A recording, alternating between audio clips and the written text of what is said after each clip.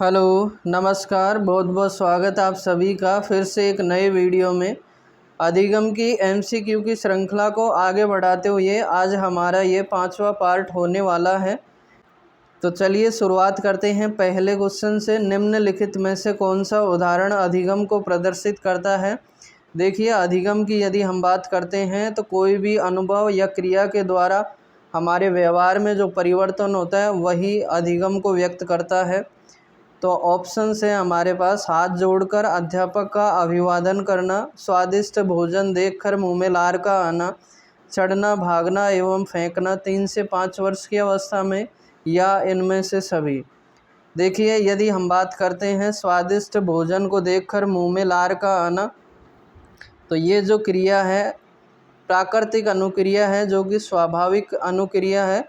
इसमें हमें कहीं भी अधिगम करने की ज़रूरत नहीं है या किसी से सीखने की ज़रूरत नहीं है, तो ये अधिगम को प्रदर्शित नहीं करता है। चढ़ना, भागना और फेंकना ये 3 से 5 वर्ष की अवस्था में लगभग सभी में देखने को मिलता है और ये भी एक प्राकृतिक अनुक्रिया है जो कि स्वाभाविक है, यानी कि इसको चढ़ने भागने के लिए हमें फेंकने के लिए किसी भी अधिगम की ज़रूरत नहीं होती है, ये ऑटोमेटिक प्रक्रिया है। तो जब ये दोनों ऑप्शन नहीं है तो हमारे पास डी भी नहीं होगा। और ऑप्शन ए की बात करें, हाथ जोड़कर अध्यापक का अभिवादन करना, तो ये हमने कहीं ना कहीं अपने बड़ों से या फिर विद्यालय में अपने गुरुजनों से सीखा हुआ होता है, यानी कि अधिगम किया हुआ होता है, यानी कि बाह्य स्रोतों से एक तरीके से अधिगम किया हुआ होता है। तो ये राइट आंसर हो जाएगा हमारे लिए।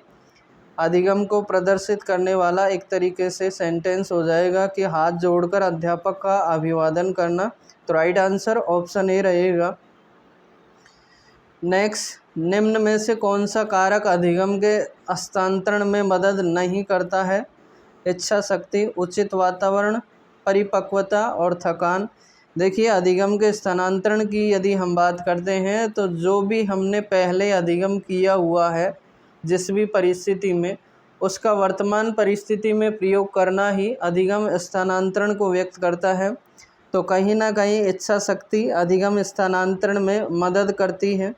उचित वातावरण भी जो है अधिगम में, यानी कि एक परिस्थिति में प्राप्त ज्ञान को दूसरी परिस्थिति में प्रयोग करने में मदद करता है उचित वातावरण। परिपक्वता भी कहीं ना कहीं मदद करती है, लेकिन यदि हमें थकान होती है तो हम पूर्व परिस्थिति में ग्रहण किए गए ज्ञान को नई परिस्थिति में अच्छी तरीके से प्रयोग नहीं कर पाते हैं।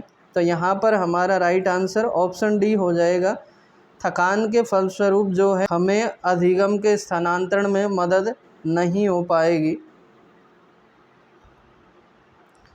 नेक्स्ट, अधिगमकर्ता में बढ़ते हुए क्रोध को रोकने के लिए अध्यापक को करना चाहिए, यानी कि इनमें से क्या करना चाहिए? ऑप्शन ए, बालक के दिन प्रतिदिन के मामलों में कोई हस्तक्षेप न करें। दिन प्रतिदिन के मामलों में कोई हस्तक्षेप न करेंगे तो फिर कोई मतलब ही नहीं है। जैसा बालक कर रहा है, सही कर रहा है या गलत कर रहा है, वैसा ही करता रहेगा, तो ये तो राइट नहीं होगा। उसके सभी हितों की सुरक्षा करें भले ही वे अनुचित हों। इसका मतलब ये है कि यदि वो गलत कर रहा है फिर भी हम उसके हितों की या जो भी कर रहा है उसकी सुरक्षा करें, तो ये भी एक तरीके से गलत होगा।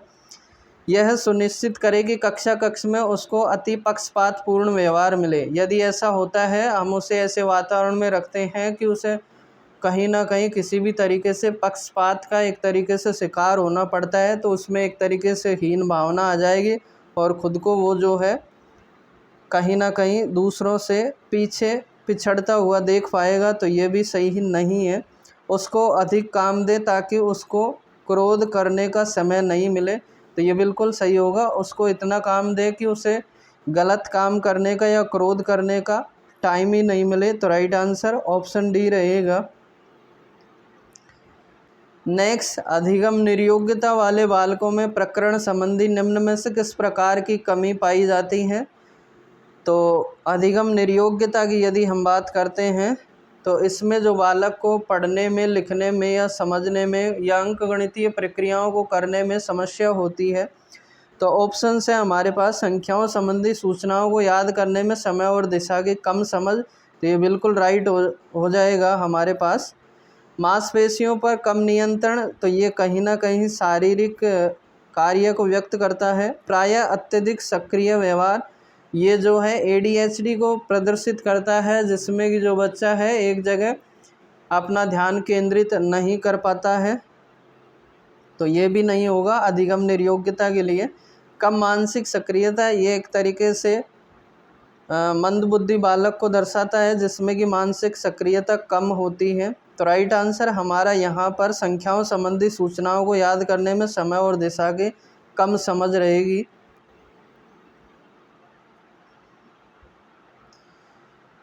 नेक्स्ट, अधिगम को प्रभावित करने वाला व्यक्तिगत कारक है समवयस्क समूह, संचार के साधन, अध्यापक और परिपक्वता एवं आयु। तो बिल्कुल परिपक्वता और आयु ये व्यक्तिगत कारक हैं जो कि एक यूनिक तरीके से अद्वितीय रूप से एक व्यक्ति को प्रभावित करते हैं परिपक्वता और आयु में। जबकि यदि हम बात करते हैं समवयस्क समूह, संचार के साधन और अध्यापक जो है, इनमें कहीं ना कहीं सभी को कुछ सीमित रूप में यानी कि बहुत कम रूप में समानता देखने को मिल सकती है। वहीं परिपक्वता और आयु जो है सभी को अलग अलग तरीके से प्रभावित करती है। तो ये व्यक्तिगत कारक में परिपक्वता और आयु होगी। नेक्स्ट, व्यवहार का करना पक्ष में आता है।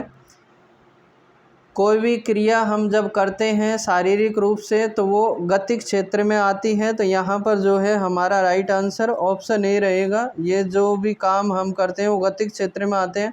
वही मनोवैज्ञानिक क्षेत्र की यदि हम बात करते हैं तो इसमें व्यवहार का करना जो शारीरिक रूप से नहीं है वो मनोवैज्ञानिक क्षेत्र में आता है। संज्ञानात्मक क्षेत्र की बात करते हैं हम तो इसमें मानसिक क्रियाएं आती हैं। भावात्मक क्षेत्र में वहीं भावनाओं से संबंधित कार्य आते हैं। तो यहाँ पर जो है व्यवहार का करना इसके लिए राइट आंसर सीखने का गतिक क्षेत्र रहेगा जिसमें हम कोई भी क्रिया करते हैं। नेक्स्ट, बार बार दोहराने से अधिगम को बढ़ावा मिलता है, किस नियम से इसकी पुष्टि होती है? बार बार यदि हम किसी चीज़ को दोहरा रहे हैं तो ये एक तरीके से अभ्यास का नियम है जो कि थॉर्नडाइक के 3 मुख्य नियमों में से एक है। दोहराने जैसा कोई नियम नहीं होता है, प्रयास का नहीं है और अनुकरण का नियम भी नहीं होता है। नेक्स्ट, तत्परता का नियम किसने दिया है? तो थॉर्नडाइक ने 2 प्रकार के नियम दिए हैं जिसमें से 3 मुख्य नियम हैं और 5 गौण नियम हैं। 3 मुख्य नियम की हम बात करते हैं तो तत्परता का नियम, अभ्यास का नियम, परिणाम और प्रभाव का नियम। तो यहाँ पर जो है राइट आंसर हमारा डी रहेगा। थॉर्नडाइक ने नियम दिया है जिसमें से एक मुख्य नियम है। वहीं पावलोव ने कुत्ते पर प्रयोग किया है और शास्त्रीय अनुबंधन सिद्धांत दिया है। स्किनर ने चूहे पर प्रयोग किया है और क्रिया प्रसूत अनुबंधन सिद्धांत दिया है।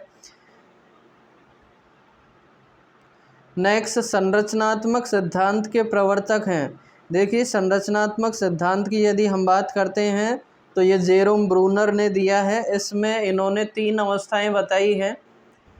पहली जो है विधि निर्माण आधारित अवस्था होती है, इनएक्टिव स्टेज जिसे हम बोलते हैं, जिसका आयुकाल जो होता है 0 से 3 वर्ष होता है। इसमें जो बालक है शारीरिक क्रिया या गामक क्रिया के द्वारा सीखता है। दूसरी स्टेज जो बताई है इन्होंने प्रतिमात्मक बताई है या मूर्त प्रतिनिधान अवस्था।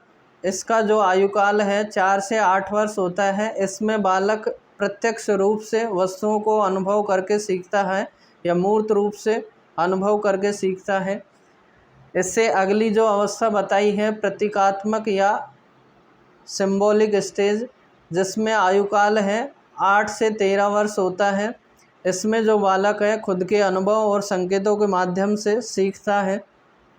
तो यहाँ पर जो है राइट आंसर ऑप्शन बी रहेगा। संरचनात्मक सिद्धांत के प्रवर्तक के लिए जेरोम ब्रूनर। नेक्स्ट, अधिगम का प्रमुख उद्देश्य होता है आनंद प्राप्त करना, भविष्य में किसी कार्य में सहायक होना, समय व्यतीत करना या इनमें से कोई नहीं। देखिए, हमसे पूछा है अधिगम का प्रमुख उद्देश्य आनंद प्राप्त करना। अधिगम का उद्देश्य हो सकता है लेकिन प्रमुख उद्देश्य नहीं होगा। भविष्य में किसी कार्य में सहायक होना, तो ये बिल्कुल राइट होगा। जो भी हमने अधिगम किया है किसी कार्य के द्वारा या अपने अनुभव के द्वारा, तो वो कहीं ना कहीं हमें भविष्य में काम जरूर आता है। तो राइट आंसर ऑप्शन बी रहेगा। वहीं सी की यदि हम बात करते हैं तो समय व्यतीत करना, ऐसा अधिगम का कोई उद्देश्य नहीं होता है। तो यहाँ पर जो है right answer option B. Next, निम्न में से कौन सा विकल्प मानसिक विकास के साथ संबंधित नहीं है? निम्न में से कौन सा विकल्प मानसिक विकास के साथ संबंधित नहीं है? मानसिक क्रियाओं की तीव्रता, तो बिल्कुल ये मानसिक विकास से संबंधित है, जिसमें मानसिक क्रियाएं आती हैं। कल्पना की सजीवता, इसमें भी कहीं ना कहीं हम मानसिक क्रियाओं की बात करते हैं, तो ये भी बिल्कुल मानसिक विकास के साथ संबंधित है। सीखने की प्रक्रिया में तीव्रता, बिल्कुल ये भी जो है मानसिक विकास से संबंधित है। वहीं हम बात करते हैं दूसरों पर निर्भरता, तो ये मानसिक विकास के साथ संबंधित नहीं है। तो राइट आंसर ऑप्शन डी रहेगा। पावलोव के अनुबंधन प्रयोग में केवल ध्वनि के उपस्थित करने पर होने वाले अनुक्रिया को कहते हैं। तो ध्वनि के उपस्थित होने पर होने वाली जो अनुक्रिया होती है अनुबंधित अनुक्रिया होती है, जिसे हम कंडीशनिंग रिस्पॉन्स कहते हैं। वहीं अनानुबंधित अनुक्रिया में जब कुत्ता भोजन को देखता है और लार टपकाता है, तो उसमें जो अनुक्रिया मानी जाती है अनानुबंधित या स्वाभाविक अनुक्रिया मानी जाती है। तो यहाँ पर राइट आंसर ऑप्शन ए रहेगा। घंटी के उपस्थित होने पर होने वाली अनुक्रिया, यानी कि घंटी के बजने पर कुत्ते का लार को गिराना अनुबंधित अनुक्रिया रहेगा, जिसे हम CR से भी व्यक्त करते हैं। और अनानुबंधित अनुक्रिया को UCR से व्यक्त करते हैं, स्वाभाविक अनुक्रिया जिसे हम कहते हैं। नेक्स्ट, अधिगम के निम्न सिद्धांतों में से किस में प्रतिक्रिया होने पर पुनर्बलन देने का सुझाव दिया गया है? देखिए, पुनर्बलन की यदि हम बात करते हैं तो इस पर खास तौर से बल जो दिया है स्किनर ने दिया है, जिन्होंने कि क्रिया प्रसूत अनुबंधन सिद्धांत दिया है और चूहे पर प्रयोग किया है। तो यहाँ पर जो राइट आंसर रहेगा क्रिया प्रसूत सिद्धांत रहेगा। वहीं संबद्ध प्रतिक्रिया सिद्धांत पावलोव ने दिया है और सूज का सिद्धांत जो है कोहलर ने दिया है।